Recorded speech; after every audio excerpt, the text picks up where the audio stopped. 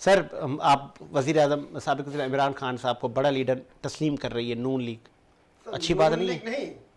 نون league کے اخلاق ہاشمی، ایک اخلاق ہاشمی صاحب جو کراچی کے بڑے ہیں وہ لیڈر تسلیم کر رہے ہیں. باقی نون لیگ نے ان کی مذاکرات کی دعوت کا کیا حال کیا وہ سب جانتے ہیں، اور سارا ان کی تفصیلات ایک ایک ان کے لیڈر کی شہباز شریف سے لے کے دیگر تمام لیڈران کی موجود ہے. ان کے تمام بیانات آن دا ریکارڈ موجود ہیں. مولانا فضل الرحمان نے بھی کہا کہ آپ سے ہم مذاکرات نہیں کریں گے.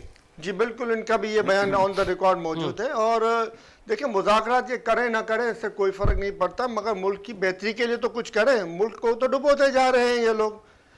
جی ڈی پی گروتھ کہاں پہنچ گئی ہے؟ مائنس میں پہنچ گئی ہے. ریزرو فنڈ آپ کے ختم ہو گئے ہیں. رشیا نے آپ کو ڈسکاؤنٹ پہ تیل دینے سے منع کر دیا ہے.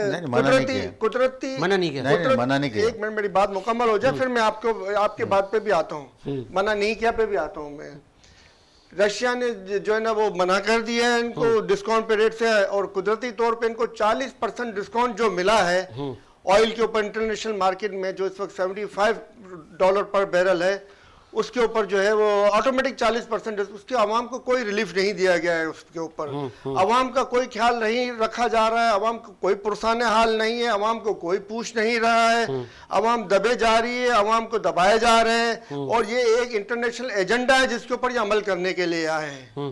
اس انٹرنیشنل ایجنڈا کا اصل ٹارگٹ جو ہے پاکستان کی معدنیات ہے، جس کے اوپر انہوں نے نگاہ رکھی ہوئی ہے. چاہتے ہیں یہ ہمارے جو پالتو جو اس ملک کے اوپر مسلط ہے مختلف طریقوں سے، کچھ اسٹیبلشمنٹ کی صورت میں، کچھ بیوروکریٹس کی صورت میں، کچھ جو پولیٹیشن کی صورت میں، اور کچھ جوڈیشری کی صورت میں، ان کو استعمال میں کر کے ہم عوام کا اتنا کھانا خراب کریں کہ ان کی جو نظر ہے وہ اپنی معدنیات اور اپنے قیمتی ذخائر کے اوپر سے نہ جائے، وہ صرف اپنے کھانے پینے اور اٹھنے بیٹھنے تک ہی محدود ہو جائے. عوام کو اس قدر دبا دیا جائے.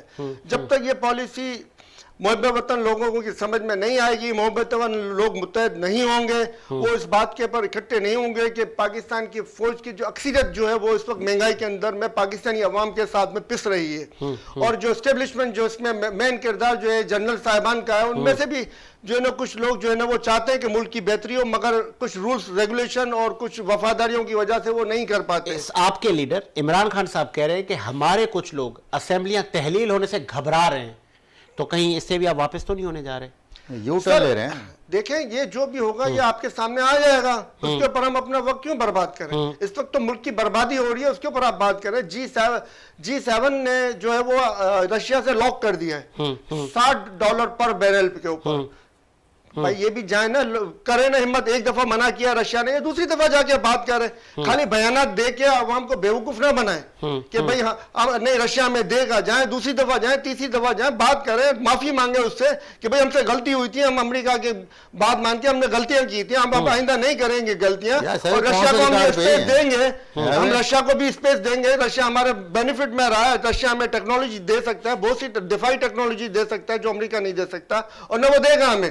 دفاعی ٹیکنالوجی رشیا میں وہ ٹیکنالوجیاں دے سکتا ہے جو امریکہ کبھی نہیں دے گا. ہمیں رشیا سے وہ ٹیکنالوجیاں لینی چاہیے، ملنی چاہیے. اپنے دفاع کو مضبوط کرنا چاہیے، اپنے آپ کو مضبوط کرنا چاہیے، اپنی قوم کو مضبوط کرنا چاہیے. کسی کا دباؤ نہیں برداشت کریں گے. اور آپ کو پتہ ہے ہمارے یہاں اب وہ آیت شریف میرے ذہن میں نہیں ہے، میں آپ کو سنا تھا. قرآن شریف میں پہاڑوں کے اوپر سونے اور دیگر کا جو ہے وہ گولڈن اور اس طریقے کے جو ہے نا معدنیات کا ذکر موجود ہے. وہ ہمارے پاس پہاڑی لاکھوں ایکڑ سے زیادہ پہاڑی علاقہ ہمارے پاس موجود ہے، جس کے اندر یہ اس میں معدنیات موجود ہے. بہت سی جگہیں ایسی ہوں گی جو ان کو پتہ بھی ہوں گی، مگر وہ بیٹھے ہوئے چپ کر کے نہیں نکال رہے اور چوریاں کر کے کھا رہے ہیں. جیسے ریکیڈک میں کمشنوں کا بازار گرم ہوا، اسی طریقے سے جو ہے دیگر معاملات جو ہے وہ خراب ہو رہے ہیں. ابھی آپ کو خوشی ہو رہی ہے پیج کے اوپر آنا ہوگا، ان کو سوچنا ہوگا کہ پاکستان کو ترقی یافتہ ملک ہم کیسے بنائیں، کتنے سالوں میں بنائیں اور کس طریقے سے بنائیں. اس کے اوپر ایک پیج پہ آنا ہوگا. آپ کو خوشی ہو رہی ہے کہ حکومت کہہ رہی ہے کہ ہمیں رشیا ڈسکاؤنٹڈ پرائس پہ آئل دے گا تو